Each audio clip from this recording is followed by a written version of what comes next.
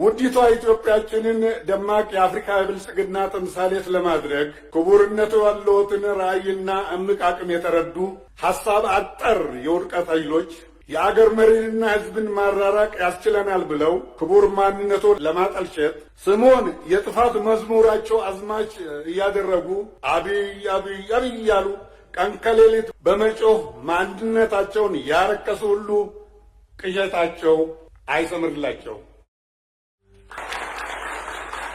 ኦሮሞ እንደሚተርተው አርቢ ቆሬን ወራንቴፍ ይኖኮሉ ዝሆን እሾ ስለወጋው አያነክስም።